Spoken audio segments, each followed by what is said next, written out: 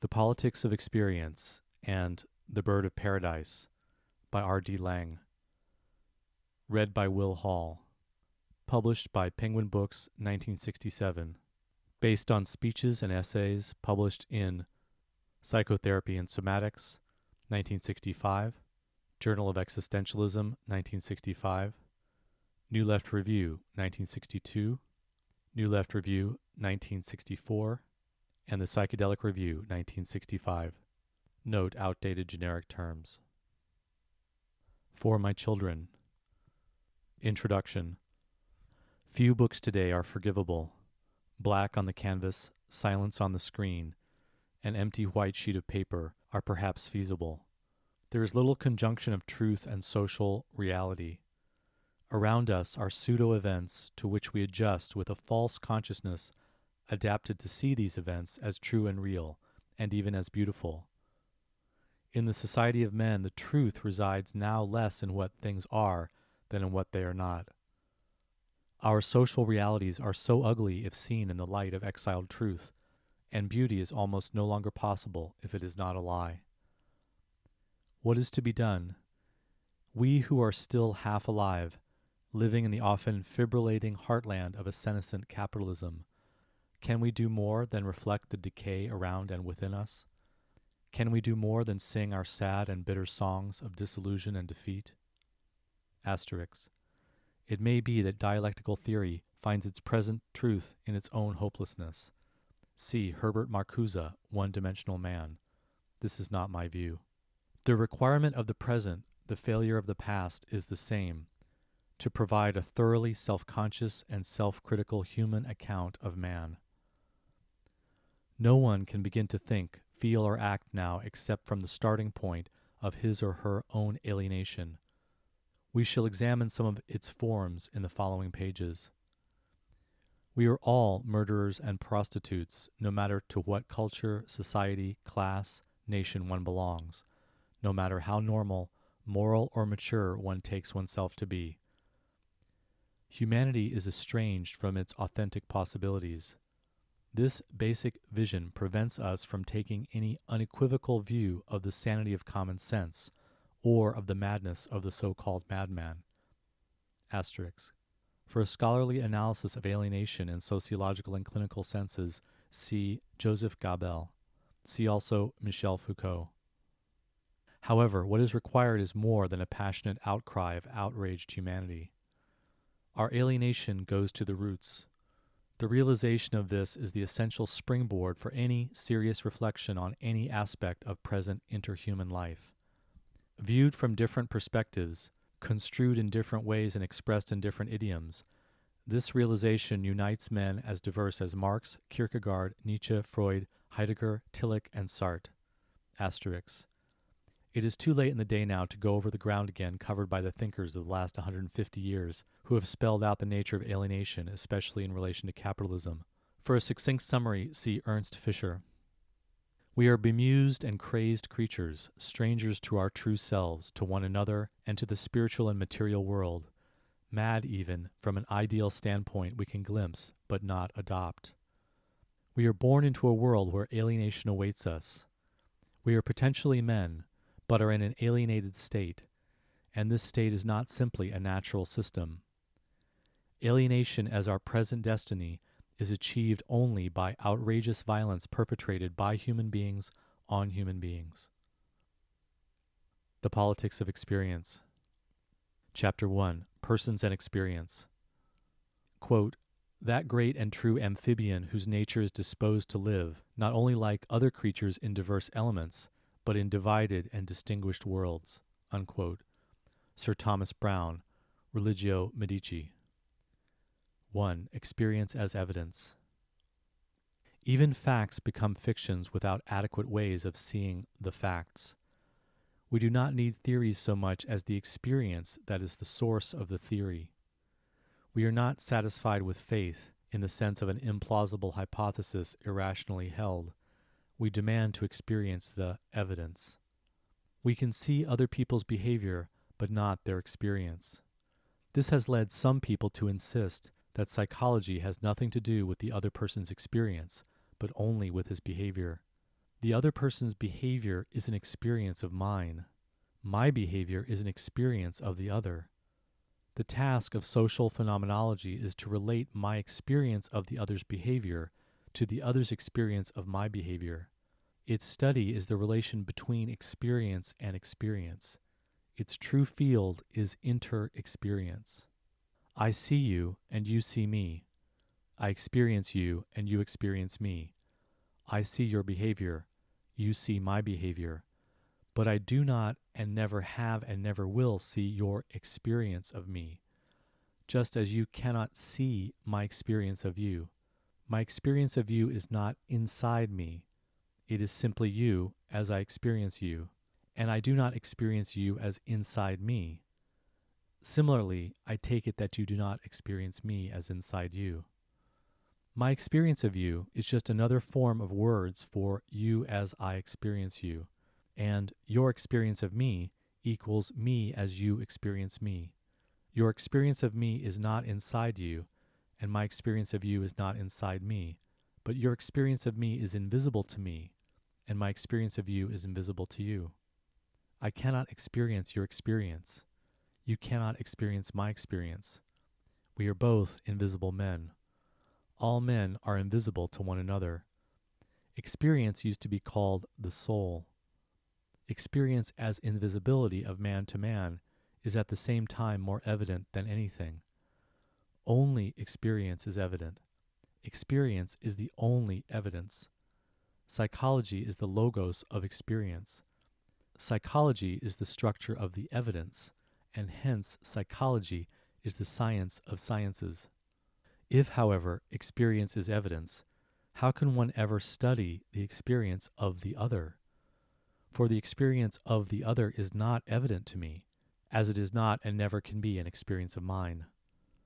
I cannot avoid trying to understand your experience, because although I do not experience your experience, which is invisible to me, and non-tastable, non-touchable, non-smellable, and inaudible, yet I experience you as experiencing. I do not experience your experiences, but I do experience you as experiencing. I experience myself as experienced by you, and I experience you as experiencing yourself as experienced by me, and so on.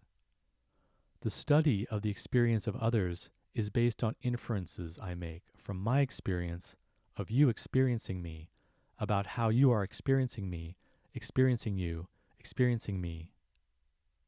Social phenomenology is the science of my own and of others' experience.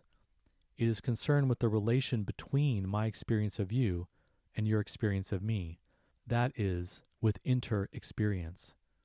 It is concerned with your behavior and my behavior as I experience it, and your and my behavior as you experience it. Since your and their experience is invisible to me as mine is to you and them, I seek to make evident to the others, through their experience of my behavior, what I infer of your experience, through my experience of your behavior. This is the crux of social phenomenology. Natural science is concerned only with the observer's experience of things, never with the way things experience us. That is not to say that things do not react to us and to each other. Natural science knows nothing of the relation between behavior and experience. The nature of this relation is mysterious, in Marcel's sense. That is to say, it is not an objective problem. There is no traditional logic to express it. There is no developed method of understanding its nature. But this relation is the copula of our science, if science means a form of knowledge adequate to its subject. The relation between experience and behavior is the stone that the builders will reject at their peril. Without it, the whole structure of our theory and practice must collapse. Experience is invisible to the other, but experience is not subjective rather than objective, not inner rather than outer, not process rather than praxis, not input rather than output, not psychic rather than somatic, not some doubtful data dredged up from introspection rather than extrospection. Least of all is experience intrapsychic process. Such transactions, object relations, interpersonal relations, transference, countertransference, as we suppose to go on between people, are not the interplay merely of two objects in space, each equipped with ongoing intrapsychic processes. This distinction between outer and inner usually refers to the distinction between behavior and experience, but sometimes it refers to some experiences that are supposed to be inner in contrast to others that are outer. More accurately, this is a distinction between different modalities of experience, namely perception as outer, in contrast to imagination, etc., as inner. But perception, imagination, fantasy, reverie, dreams, memory are simply different modalities of experience, none more inner or outer than any others. Yet this way of talking does reflect a split in our experience. We seem to live in two worlds, and many people are aware only of the outer rump. As long as we remember that the inner world is not some space inside the body or the mind, this way of talking can serve our purpose. It was good enough for William Blake. The inner, then, is our personal idiom of experiencing our bodies, other people, the animate and inanimate world, imagination, dreams, fantasy, and beyond that to ever further reaches of experience. Bertrand Russell once remarked that the stars are in one's brain. The stars as I perceive them are no more or less in my brain than the stars as I imagine them. I do not imagine them to be in my head any more than I see them in my head. The relation of my experience to behavior is not that of inner to outer. My experience is not inside my head. My experience of this room is out there in the room. To say that my experience is intrapsychic is to presuppose that there is a psyche that my experience is in. My psyche is my experience. My experience is my psyche. Many people used to believe that angels move the stars. It now appears that they do not. As a result of this and like revelations, many people do not now believe in angels. Many people used to believe that the seat of the soul was somewhere in the brain. Since brains began to be opened up frequently, no one has seen the soul. As a result of this and like revelations, many people do not now believe in the soul. Who could suppose that angels move the stars, or be so superstitious as to suppose that because one cannot see one's soul at the end of a microscope, it does not exist? 2. Interpersonal experience and behavior. Our task is both to experience and to conceive the concrete, that is to say, reality in its fullness and wholeness. But this is quite impossible immediately. Experientially and conceptually, we have fragments. We can begin from concepts of the single person, asterisk.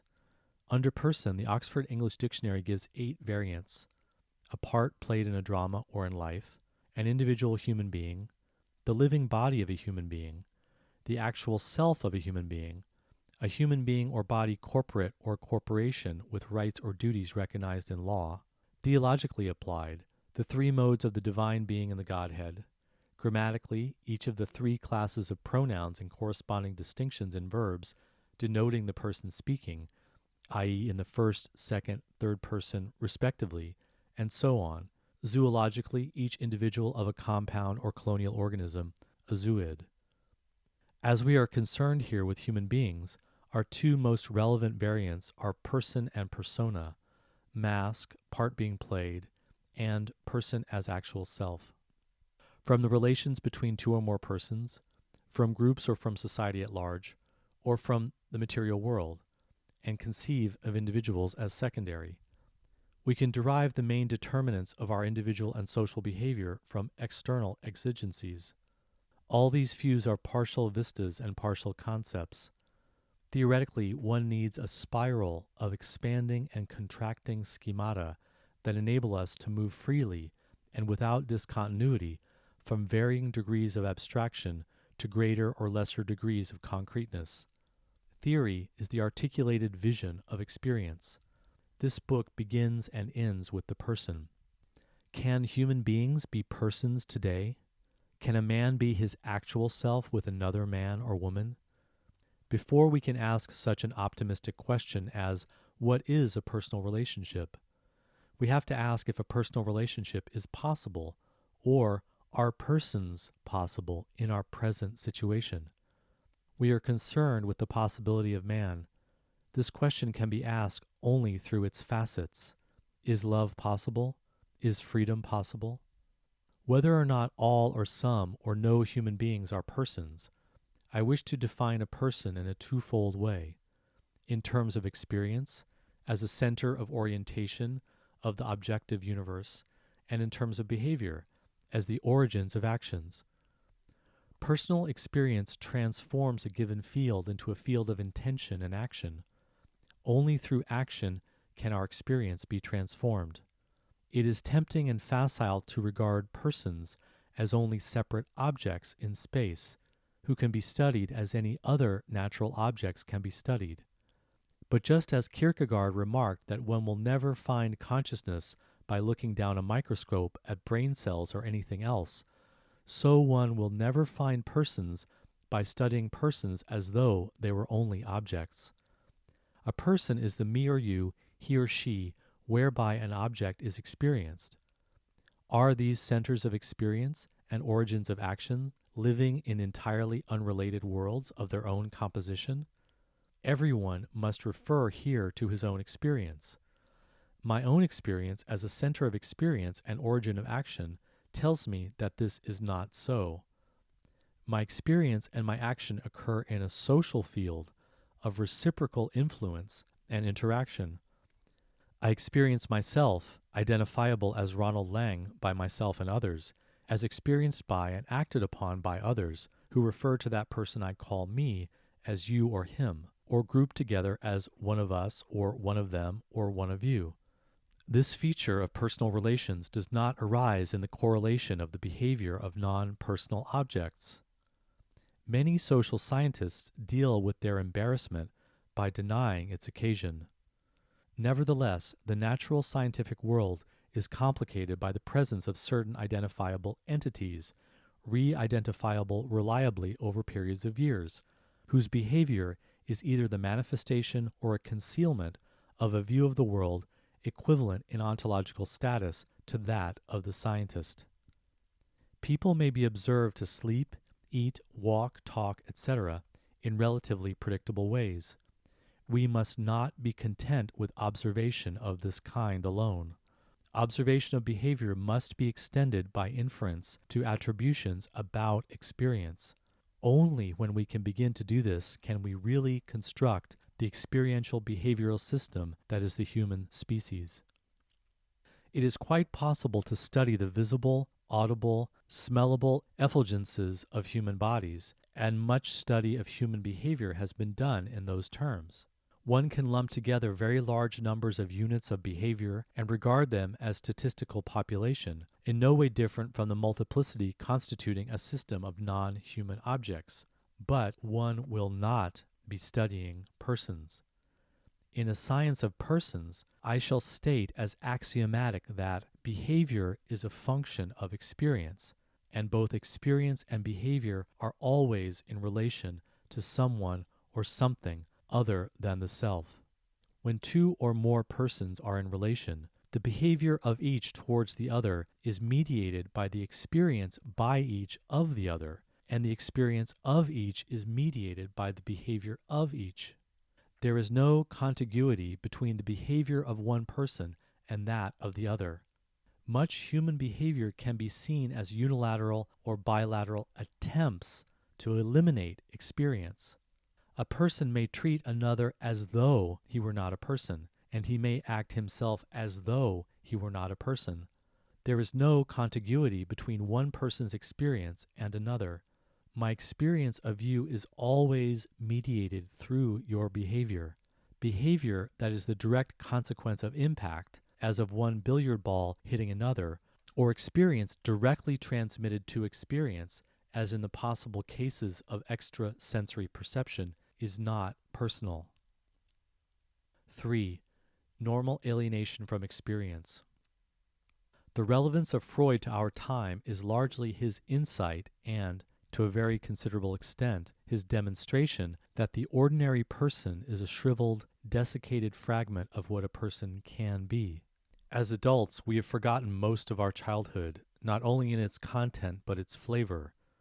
As men of the world, we hardly know of the existence of the inner world. We barely remember our dreams and make little sense of them when we do.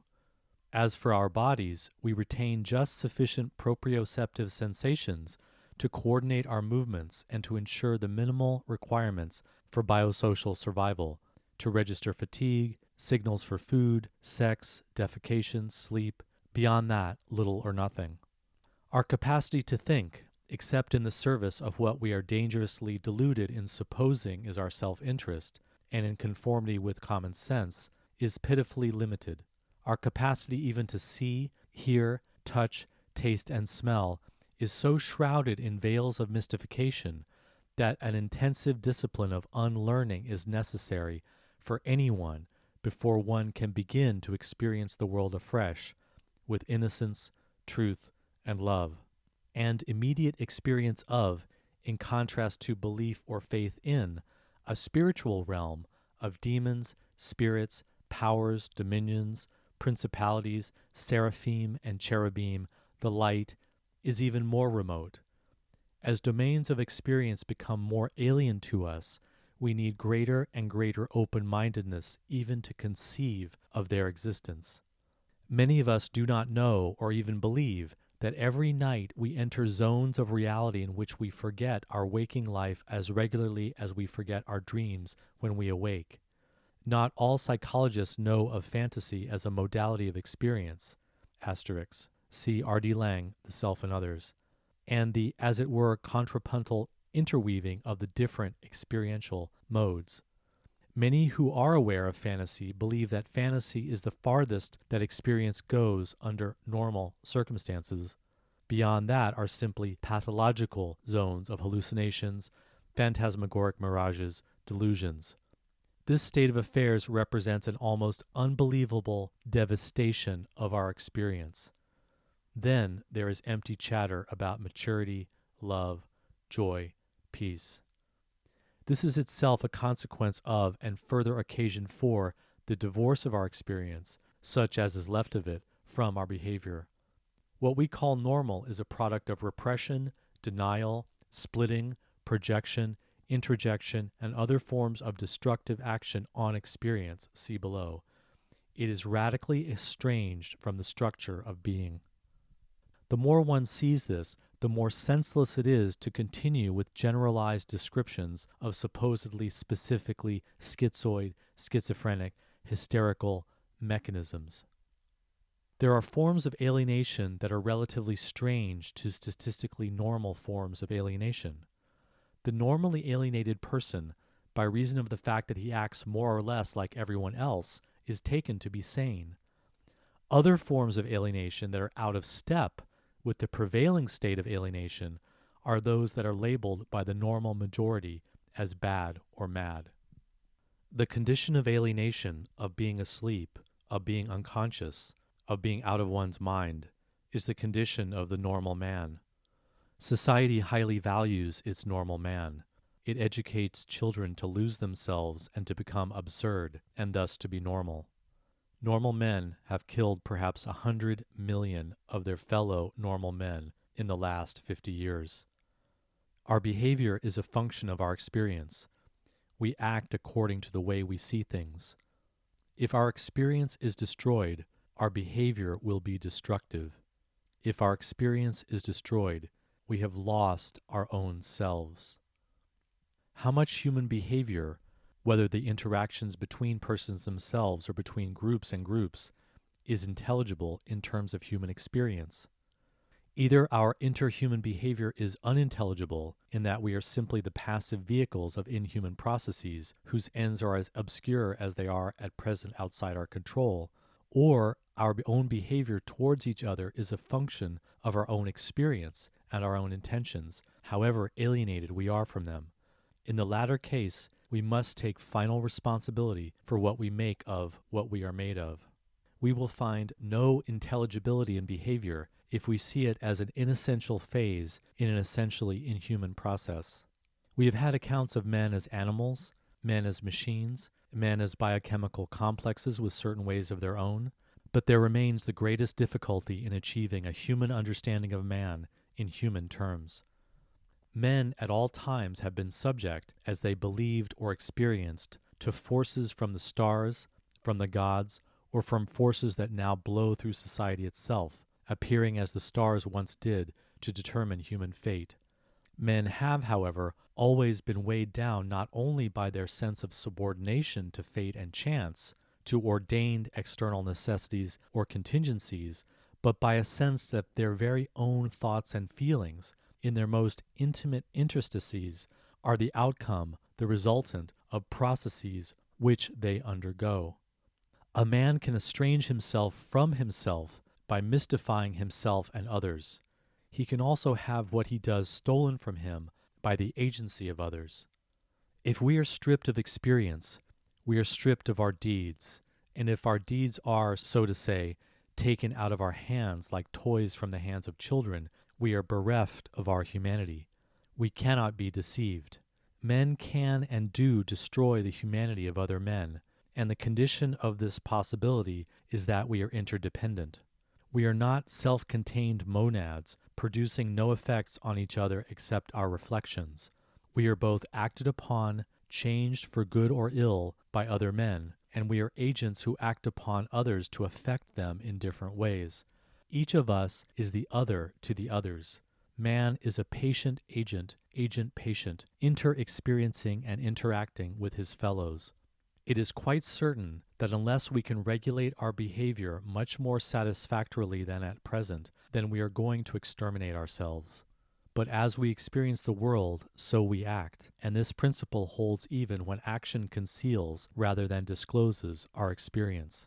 We are not able even to think adequately about the behavior that is at the annihilating edge. But what we think is less than what we know. What we know is less than what we love. What we love is so much less than what there is. And to that precise extent, we are so much less than what we are. Yet, if nothing else, each time a new baby is born, there is a possibility of reprieve. Each child is a new being, a potential prophet, a new spiritual prince, a new spark of light, precipitated into the outer darkness. Who are we to decide that it is hopeless? 4. Fantasy as a mode of experience. The surface experience of self and other emerges from a less differentiated experiential matrix. Ontogenetically, the very early experiential schemata are unstable and are surmounted, but never entirely. To a greater or lesser extent, the first ways in which the world has made sense to us continues to underpin our whole subsequent experience and actions. Our first way of experiencing the world is largely what psychoanalysts have called fantasy. This modality has its own validity, its own rationality. Infantile fantasy may become a closed enclave, a dissociated, undeveloped unconscious, but this need not be so.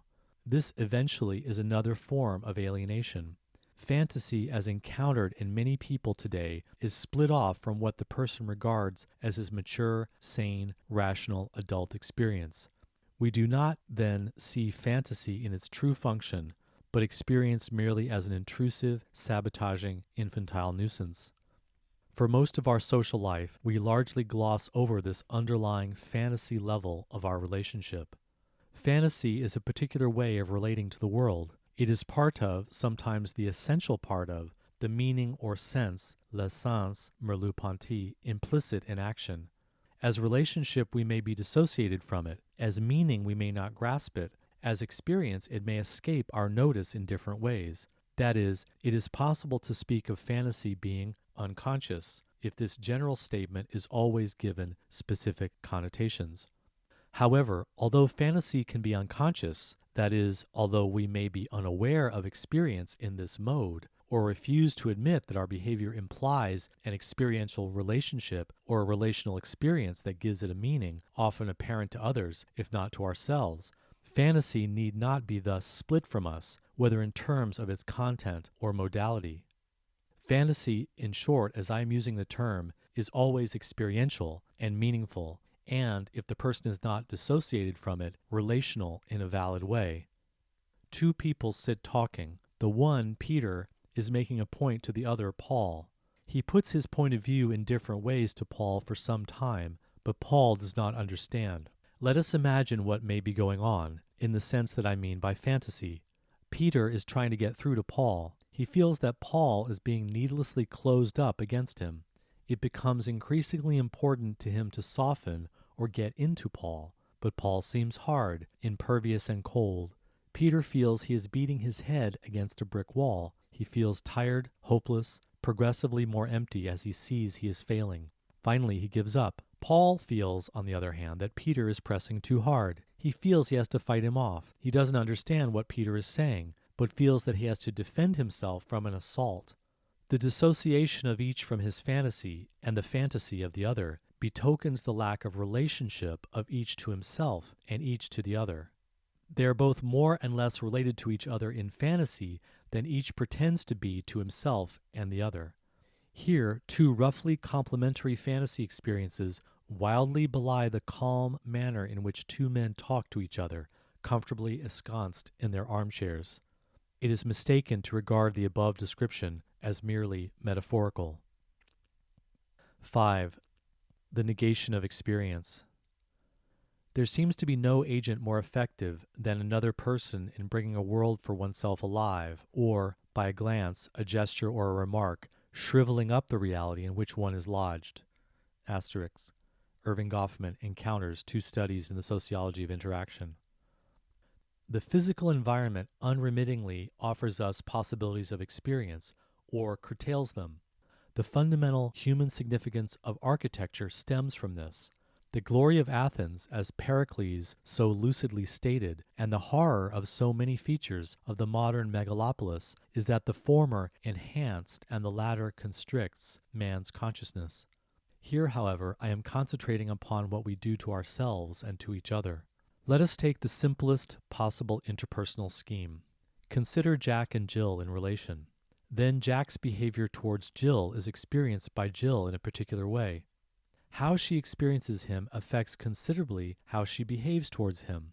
How she behaves towards him influences, without by any means totally determining, how he experiences her, and his experience of her contributes to his way of behaving towards her, which in turn, etc.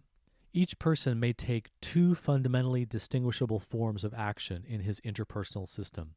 Each may act on his own experience or upon the other person's experience, and there is no other form of personal action possible within this system. That is to say, as long as we are considering personal action of self to self or self to other, the only way one can ever act is on one's own experience or on the other's experience. Personal experience can either open out possibilities of enriched experience, or it can shut off possibilities. Personal action is either predominantly validating, confirming, encouraging, supporting, enhancing, or it is invalidating, disconfirming, discouraging, undermining, and constricting. It can be creative or destructive. In a world where the normal condition is one of alienation, most personal action must be destructive, both of one's own experience and of that of the other. I shall outline here some of the ways this can be done. I leave the reader to consider from his own experience how pervasive these kinds of action are. Under the heading of defense mechanisms, psychoanalysis describes a number of ways in which a person becomes alienated from himself. For example, repression, denial, splitting, projection, introjection. These mechanisms are often described in psychoanalytic terms as themselves unconscious. That is, the person himself appears to be unaware that he is doing this to himself. Even when a person develops sufficient insight to see that splitting, for example, is going on, he usually experiences this splitting as indeed a mechanism, that is to say, an impersonal process which has taken over, which he can observe but cannot control or stop. There is thus some phenomenological validity in referring to such defenses by the term mechanism, but we must not stop there. They have this mechanical quality because the person as he experiences himself is dissociated from them. He appears to himself and to others to suffer from them. They seem to be processes he undergoes, and as such, he experiences himself as a patient with a particular psychopathology. But this is so only from the perspective of his own alienated experience. As he becomes de-alienated, he is able first of all to become aware of them, if he has not already done so, and then to take the second, even more crucial step of progressively realizing that these are things he does or has done to himself. Process becomes converted back to praxis. The patient becomes an agent. Ultimately, it is possible to regain the ground that has been lost. These defense mechanisms are actions taken by the person on his own experience. On top of this, he has dissociated himself from his own action. The end product of this twofold violence is a person who no longer experiences himself fully as a person, but as a part of a person, invaded by destructive psychopathological mechanisms, in the face of which he is a relatively helpless victim. These defenses are action on oneself, but defenses are not only intrapersonal, they are transpersonal. I act not only on myself, I can act upon you, and you act not only on yourself, you act upon me, in each case on experience. If Jack succeeds in forgetting something, this is of little use if Jill continues to remind him of it. He must induce her not to do so. The safest way would be not just to make her keep quiet about it, but to induce her to forget it also. Jack may act upon Jill in many ways. He may make her feel guilty for keeping on bringing it up. He may invalidate her experience. This can be done more or less radically. He can indicate merely that it is unimportant or trivial, whereas it is important and significant to her. Going further, he can shift the modality of her experience from memory to imagination. It's all in your imagination. Further still, he can invalidate the content. It never happened that way. Finally, he can invalidate not only the significance, modality, and content, but her very capacity to remember it all, and make her feel guilty for doing so in the bargain. This is not unusual. People are doing such things to each other all the time. In order for such transpersonal invalidation to work, however, it is advisable to overlay it with a thick patina of mystification. Asterisk. For developments of my theory of transpersonal defenses, see R.D. Laing, Philipson, and Lee, Interpersonal Perception, A Theory and Method of Research. Asterisk. R.D. Laing, Mystification, Confusion, and Conflict in Intensive Family Therapy. For instance, by denying that this is what one is doing, and further invalidating any perception that it is being done by ascriptions such as, "How can you think such a thing? You must be paranoid," and so on. 6. The experience of negation. There are many varieties of experience of lack or absence, and many subtle distinctions between the experience of negation and the negation of experience. All experience is both active and passive, the unity of the given and the construed, and the construction one places on what is given can be positive or negative.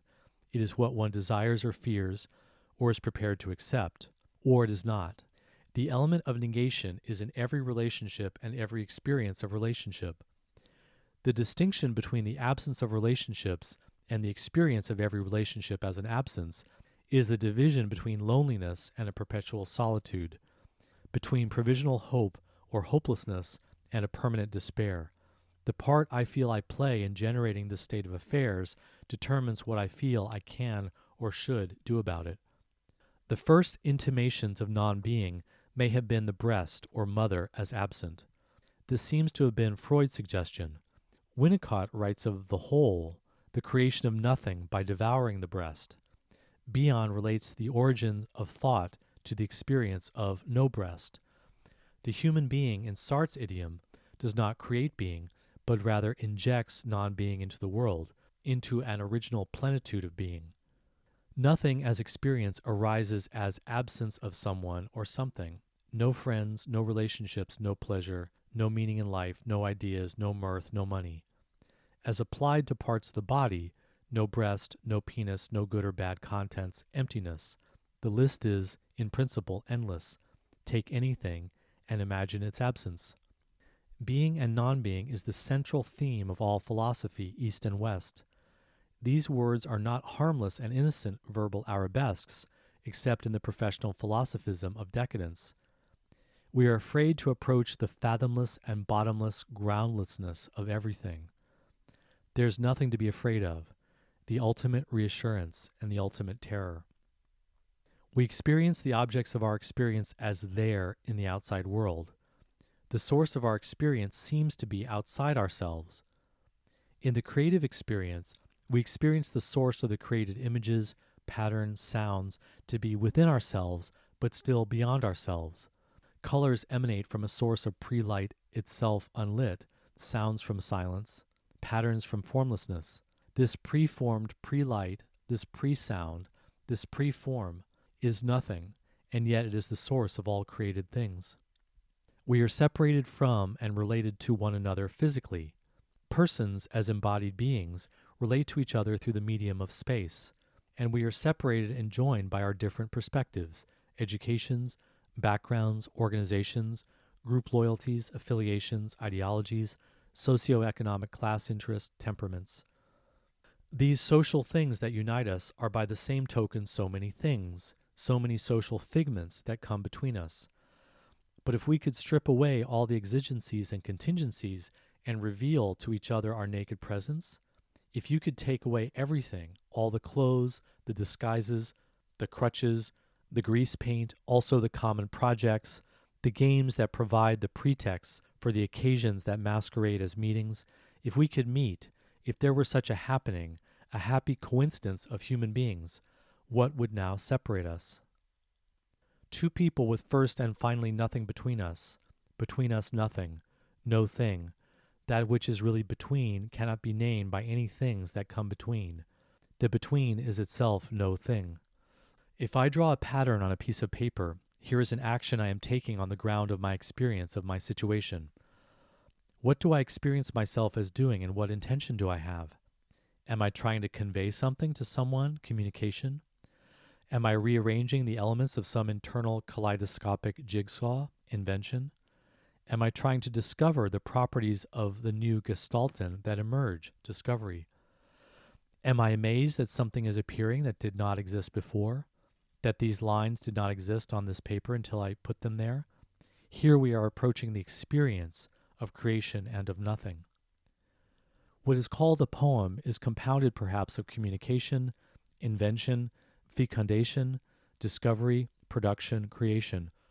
Through all the contention of intentions and motives, a miracle has occurred. There is something new under the sun. Being has emerged from non-being. A spring has bubbled out of a rock. Without the miracle, nothing has happened. Machines are already becoming better at communicating with each other than human beings are with human beings. The situation is ironical.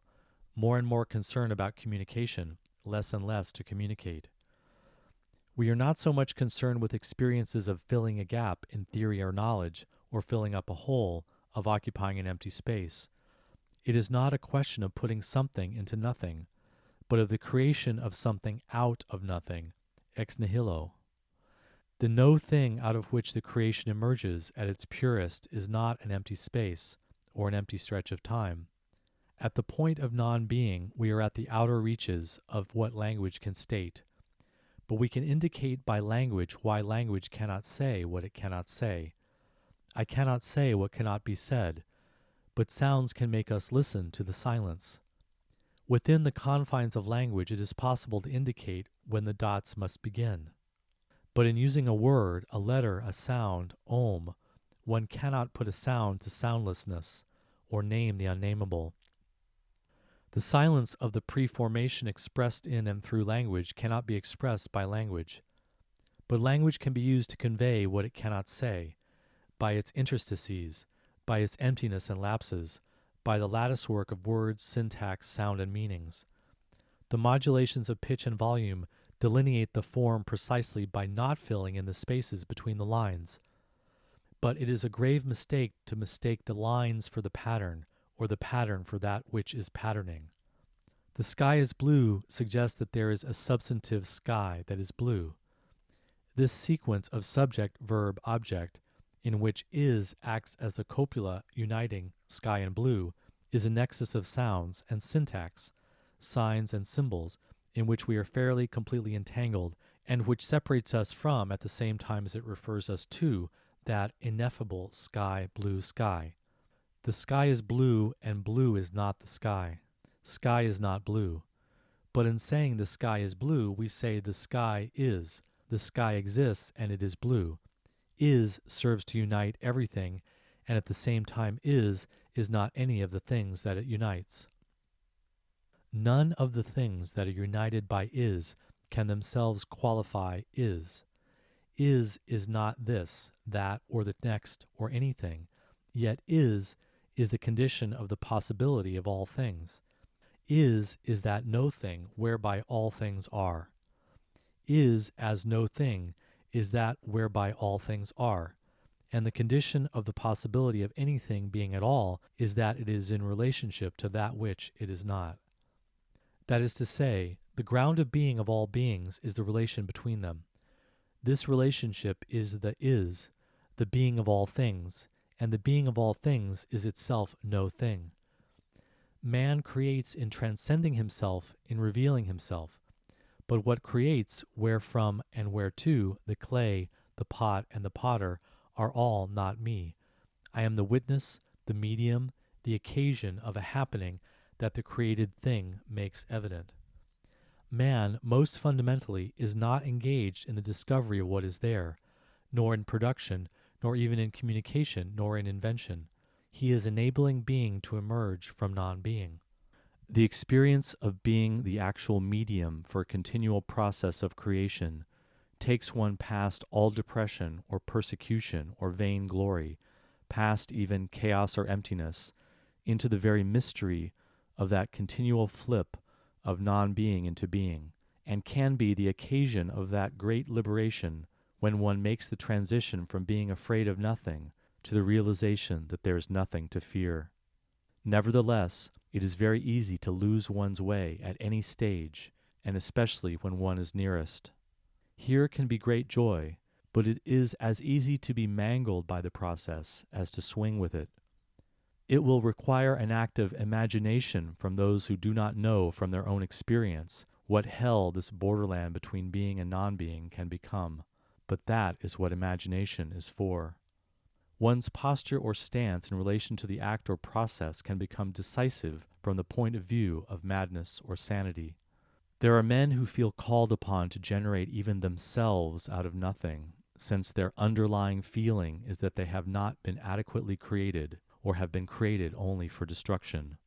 If there are no meanings, no values, no source of sustenance or help, then man as creator must invent, conjure up meanings and values, sustenance and succor, out of nothing. He is a magician. A man may indeed produce something new, a poem, a pattern, a sculpture, a system of ideas, think thoughts never before thought, produce sights never before seen.